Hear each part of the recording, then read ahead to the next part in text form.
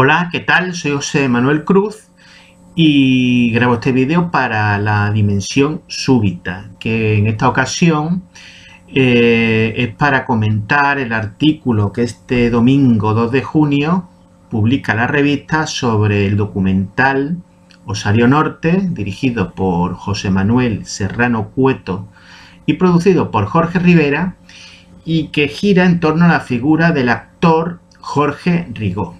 Como en el artículo hay amplia información sobre este actor que, recordemos, se hizo muy popular por su papel de San Valentín en la película El Día de los Enamorados y en su secuela posterior, Vuelve San Valentín, pero que tiene a su espalda una carrera cinematográfica amplísima, que empezó en Francia, es un actor argentino, pero su familia se trasladó a Francia siendo él muy joven, y entonces pues él empezó a trabajar en la cinematografía de ese país, en donde llegó a realizar películas bajo la dirección de directores tan prestigiosos como Max Ophuls, Robert Siodmak, René Clair o Marcel Hervier. Luego se trasladó a Argentina y donde pues se convirtió en un actor de consolidado prestigio que aún lo mantiene. De hecho, el documental Osario Norte se estrenó primero, se proyectó primero en Argentina antes que en España, porque la figura de Jorge Rigó despertaba gran interés y por eso el estreno se produjo en ese país. Y ya en España pues también tiene un amplio historial cinematográfico del cual hablamos en el artículo, que contando en su haber con títulos de culto como por ejemplo Pánico en el Transiberiano de Eugenio Martín, una película de terror española que cuenta en el exterior con una enorme fama, quizás más incluso que en nuestro propio país, y que llegó a participar en superproducciones como la de Nicolás y Alejandra de Franklin J. Schaffner. El documental se llama Osario Norte porque, como ahí explico en el artículo, pues el desenlace de la vida de Jorge Rigó tiene un punto trágico, un punto inexplicable, un punto absurdo, que lo llevó a ser enterrado que le llevó a morir en un geriátrico de Leganés, donde realmente solo estuvo 2 horas porque llegó en un estado físico y anímico bastante lamentable. Acabó siendo enterrado en el cementerio de Leganés, a pesar de que en Leganés no tenía ninguna conexión vital ni emocional. Y como no había familia que reclamase sus restos, pues su primera sepultura, pasados los primeros 10 años, pues fue derribada y sus restos acabaron en una fosa común de ese cementerio de Leganés, en el Osario Norte del cementerio de Leganés, y de ahí el nombre del documental. Como ahí se explica, pues en la película se narra los avatares del director para intentar colocar una placa en dicha fosa común para que recuerde la figura del actor, iniciando una odisea entre kafkiana y berlanguiana, o algún recordatorio en la ciudad, sea el nombre de un parque, de una calle, pues también con un avatar que sumamente rocambolesco, que no, de momento, no ha llevado a ningún lado. Tanto en las explicaciones que doy como en la entrevista que realizo a José Manuel Serrano Cueto y Jorge Rivera, pues tendrán amplio detalle de toda esta historia. Viendo todas las andanzas del director para conseguir que un trozo de nuestra memoria cinéfila, de nuestra memoria cultural, tenga el reconocimiento que se merece, y el desenlace agridulce que al final tiene su propósito, no puedo menos que pensar que lo que este documental aborda continúa una tradición de nuestra cultura que, pues, que se remonta nada menos que a la Edad Media, ¿no? Que es el pensar cómo la fama, cómo los laureles de la vida terrenal, pues enseguida se marchitan, vamos a decirlo de esta manera, y enseguida deja paso al olvido, deja paso a esa imagen que más de una vez se ha repetido en nuestra literatura,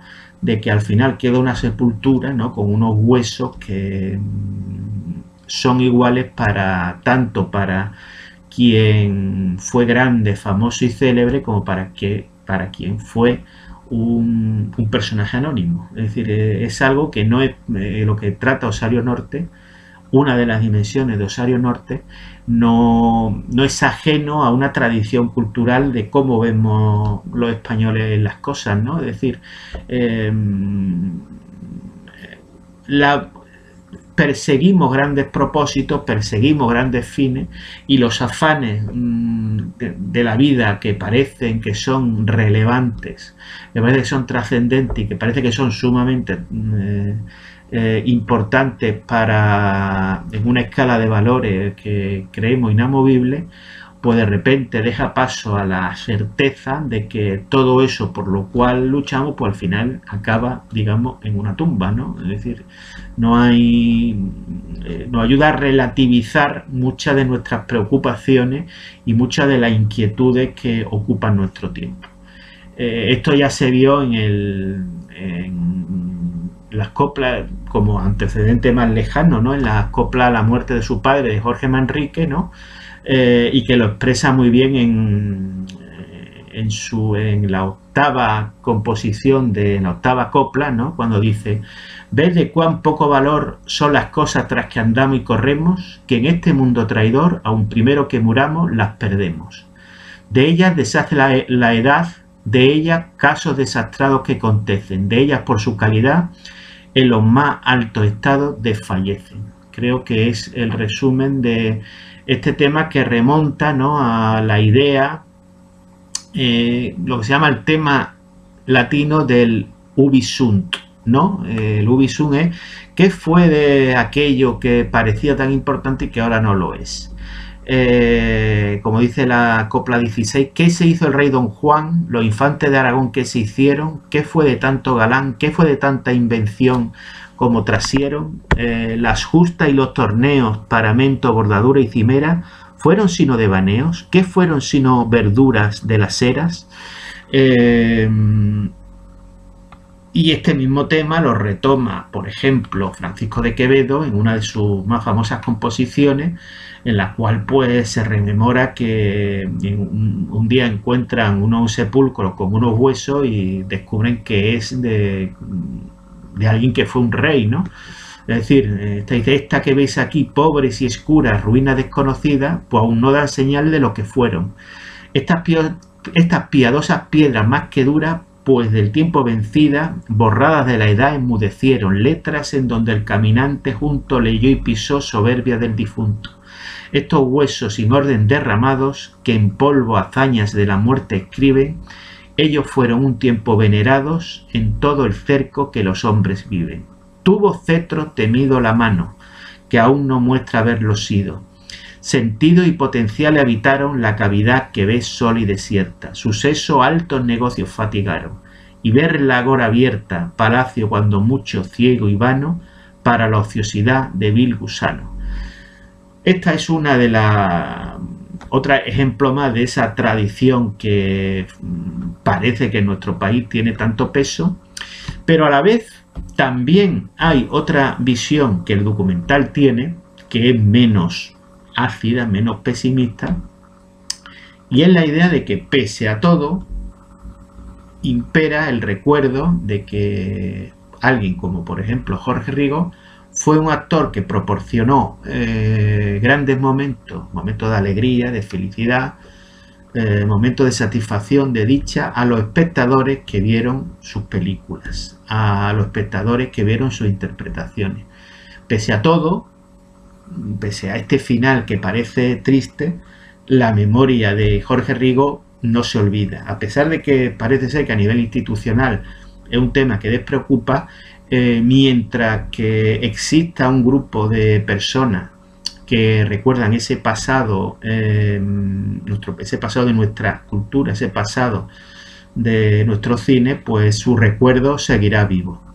Y eso está presente también en un texto de Rafael Sánchez Ferlosio que se llama El caso Manrique, donde traza un debate apócrifo, nunca se produjo, evidentemente algo ficticio, entre Juan de Mairena, el alter ego de Antonio Machado, y Marcelino Menéndez Pelayo. Marcelino Menéndez Pelayo vendría a defender la visión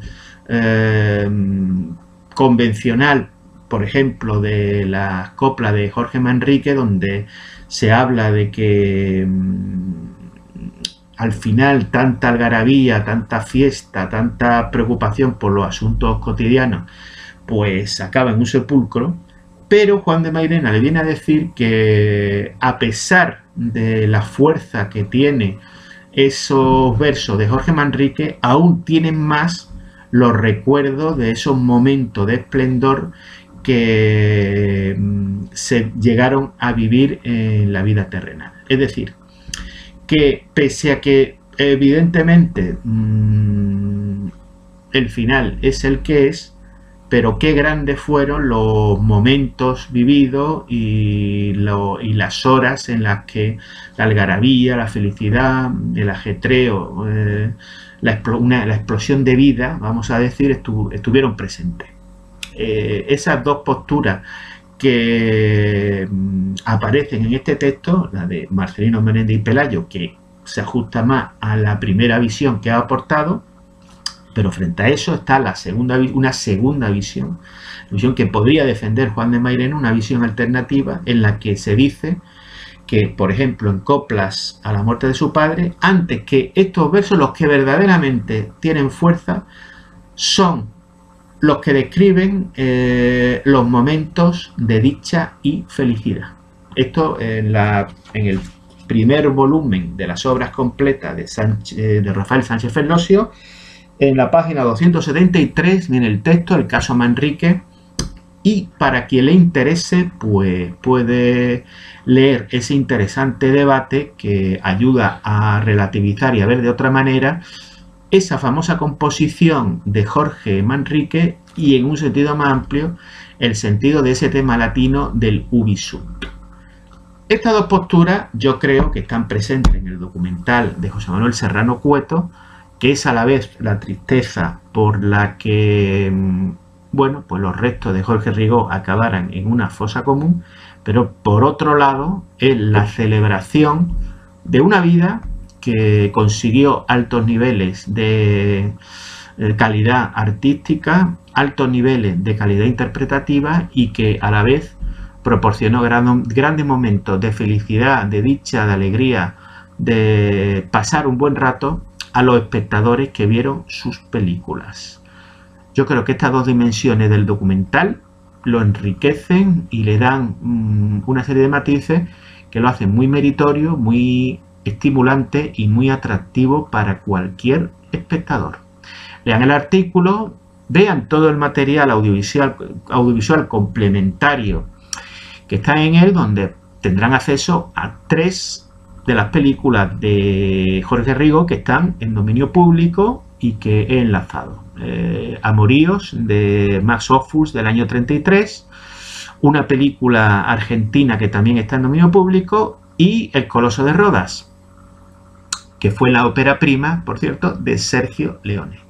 La película argentina se llama Deshonra, bueno, de Daniel Tinaire, y la ópera prima de Sergio Leone y una película de Max Ophüls. Ahí podrán ver en distintas edades a Jorge Rigo en distintos papeles y verán que no fue solo el San Valentín del Día de los Enamorados y vuelve San Valentín, sino que fue un actor de primer nivel que estuvo a las órdenes de los realizadores más exigentes.